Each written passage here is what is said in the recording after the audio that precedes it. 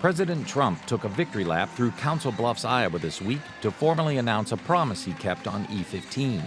We lifted the restrictions on E15 just in time to fuel America's summer vacations. We just made it.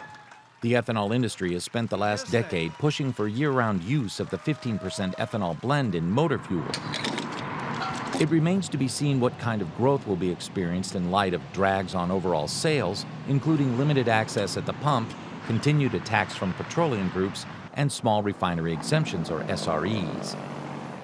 Ethanol refiners and industry advocacy groups like the Renewable Fuels Association are among those who dislike how some SREs are handed out. We cannot afford to see this victory on E15 undermined by more exemptions for small refiners from the RFS. That's been a big problem for our industry the past few years. It has eroded demand, it has undermined the renewable fuel standard. If we put a stop to those exemptions in tandem with this E15 announcement today, we think things are pretty bright for the industry.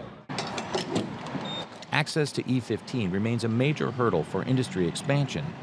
In Iowa, the nation's #1 ethanol-producing state, only 15% of the gas pumps can legally dispense E15 into all cars and light trucks built since the 2001 model year. According to Fuel Iowa, a fuel marketer and convenience retailer lobbying group, a retrofit for an existing station can cost up to $500,000.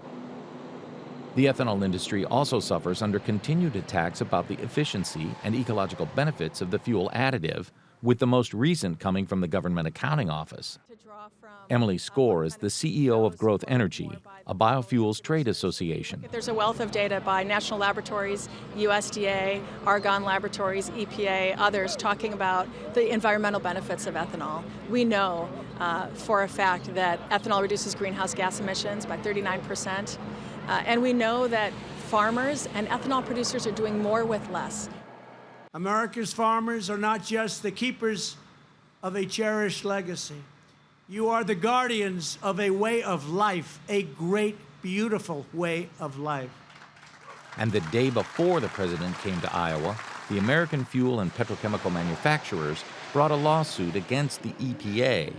The suit did not request an injunction, but did call into question the federal government's authority to grant a waiver for E15.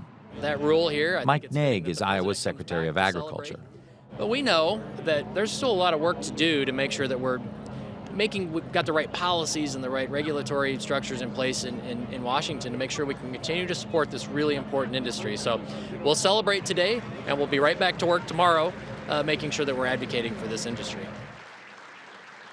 For Market to Market, I'm David Miller.